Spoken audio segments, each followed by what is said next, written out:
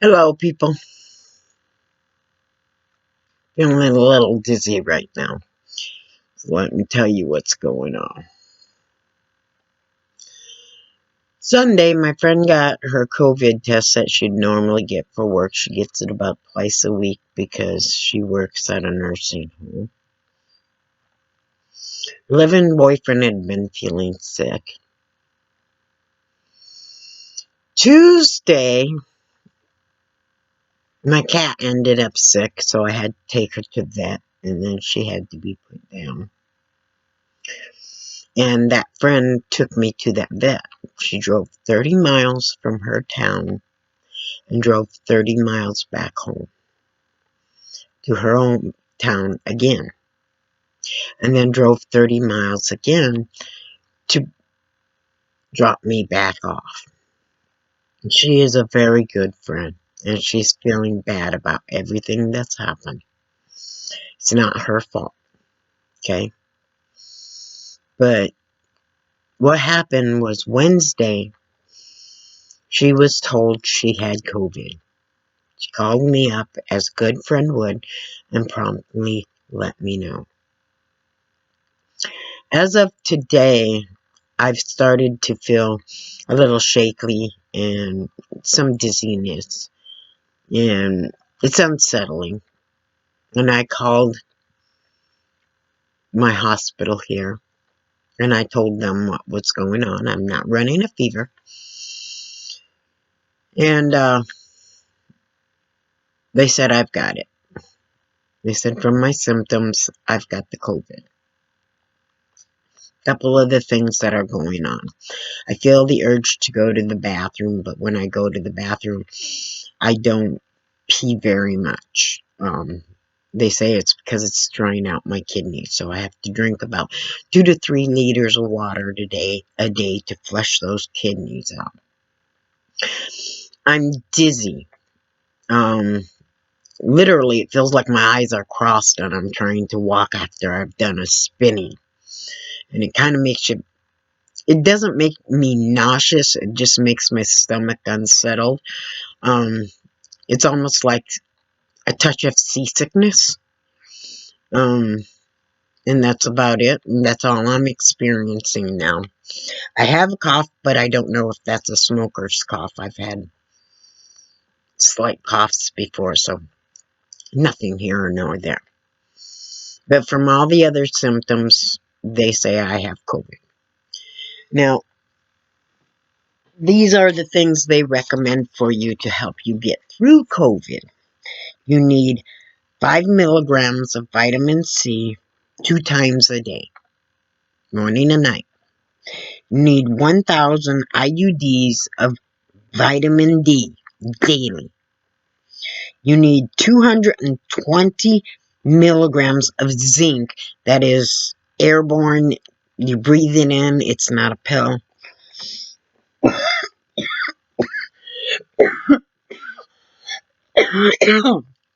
Oh, excuse me. And you need to drink 2 to 3 liters of water. If you're experiencing the dizziness like I am, you need to lay down, not a lot of TV, which I can't watch right now because it does make me dizzy. No video games, which I can't do right now because it does make me dizzy. So in other words, people were to lay down. Now that's what I've got. It's the lower case of it so far. And if I'm lucky, it'll stay like that. The nurse said they had another worker who all they ever got was a little dizziness. They didn't run the fever or anything else. We've had people here who have died from it. We've had people here who have been hospitalized from it. But I might get lucky. But who's to say the next time I'll be as lucky? You want our country to open up. Wear your mask. You want our schools to open up. Wear your masks. Demand it's done reasonably. We can't just go from closing down because of a pandemic we have no vaccine from and then just open up and expect everybody to run around without a mask. Masks are inconvenient. You don't like the mask breath. Okay, go get yourself some mint extract, vanilla extract, even chocolate smelling extract, anything. Add that to your water when you wash your mask. Have 2 or 3 masks. Wash one, wear the other. You're not going to smell the breath. You're going to smell the extract. Okay? Really good and simple. And mint, on top of it, will open up your sinuses. So, wear your mask. Do it for your friends. Do it for your neighbors.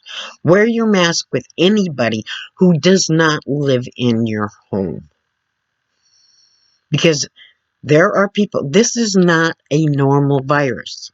This is not like the flu virus where somebody gets the virus and in 2 to 3 days they show symptoms and then they are contagious. No, this is not the same way. This is a virus that you get exposed to the virus one day after you're exposed to the virus. You are contagious. Symptoms are not. You may never show any symptoms whatsoever, but you're contagious. You may only show symptoms of a slight headache, but you're contagious. The symptoms can range from nothing to death. And during that whole time, if you've come in contact with the virus, you are contagious. And for the people who have no symptoms or very slight symptoms and are contagious and they don't know it, if they're not wearing their mask, they're spreading it to anybody who is not in their home that they love. And they're taking the chance. My friend is heartbroken because she knows for sure where I got it from. Because I don't talk to other people. I don't go out in public. The only person I've had any contact with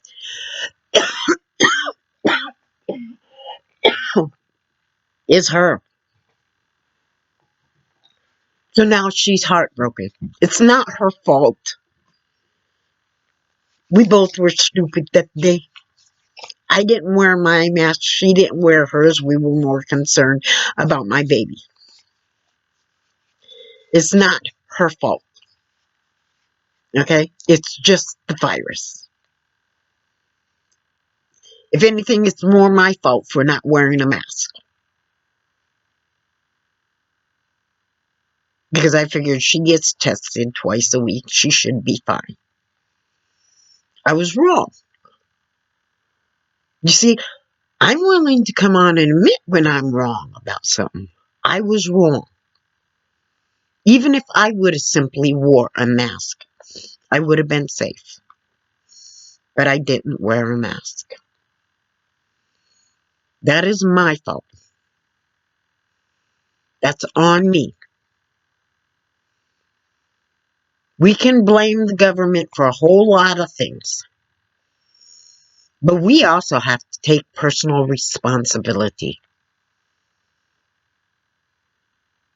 And our personal responsibility is that we wear a mask. We social distance. If we're not willing to take personal responsibility, it does not matter what the government does. Doesn't matter at all. Because as long as we got people out there not taking personal responsibility for helping to stem this virus, we'll never get it under control. We'll never get the businesses opened. We'll never have schools open. This virus will just keep on going and going and going and killing people until we get a vaccine and until every person is vaccinated.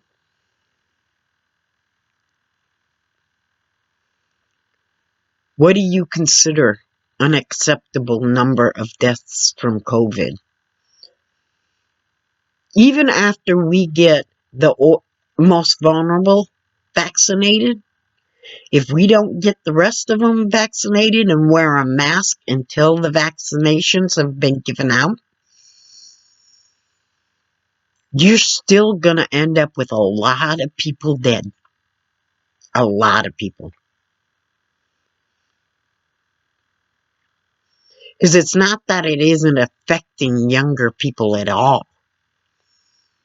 It's just affecting them less. That doesn't mean that there's not going to be a large number of people who are younger without any comorbidities that are going to die. There will still be more. And how many people out there who have an underlying condition and don't know it? How many of them will die? So all we're asking is let's get our country opened up. And to do that, let's start wearing our mask. Because we're not going to get anything done until you take personal responsibility for your part that you must play in this. The part you must do. And that part is simply wear a mask, wash your hands, social distance. If you're going to be in a room, if you can, open the windows. That's your responsibility as an individual to making sure things get opened up. You don't do that, we're never going to get there. Other countries are not having it as bad as us because they've done what was needed to be done. Democratic countries, dictatorships, other countries have done way better because they've done what they needed to. Their citizens took on personal responsibility to do what was needed to be done. That's patriotism.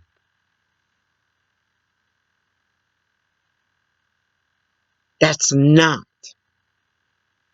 socialism or communism. That's patriotism.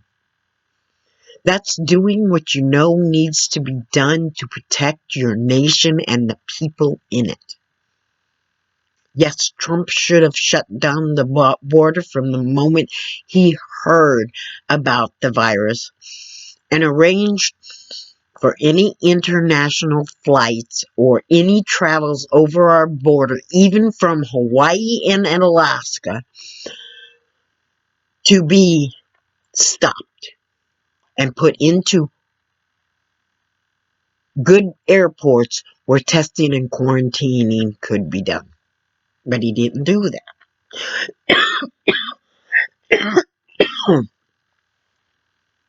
So, here's where we are. He already let the cat out of the bag, let the virus run wild, allow 40,000 people to end up coming into America after he shut off the border to China without testing or quarantining, which let this virus loose. That's on Trump. That part's on Trump. What came after that is on us. That was our responsibility. And far too many are failing. Far too many are running around without their masks on.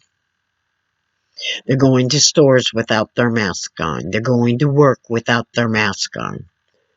And wondering why They don't see some of their coworkers anymore.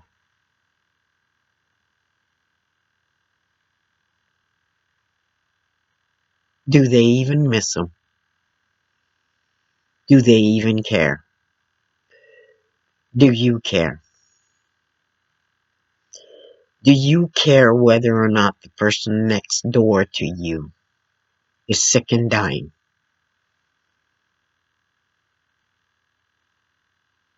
Or is it just something you don't care about as long as it don't happen to you? Well, I've left my house about 4 times. Left it and gone further than half a block away from my house about 4 times since March. I've been exposed to COVID twice and got it now. Do you care? If it can happen to somebody like me, why couldn't it happen to you? If it can happen to somebody who hardly ever leaves her home, she only has one friend that enters her home, why couldn't it happen to you? Ask yourself that. If somebody as isolated as me from the public can come in contact with COVID twice and get it once, why couldn't it happen to you? And once it happens to you, can you guarantee that it won't kill you? Do you have a crystal ball to say it won't hospitalize you? I've known of one person who was hospitalized. My friend's neighbor died from it. Her boyfriend's really sick from it. She's somewhat sick from it. There has been a nurse here in town who's been sick from it. And now I'm sick from it. What more do you need to realize this is dangerous?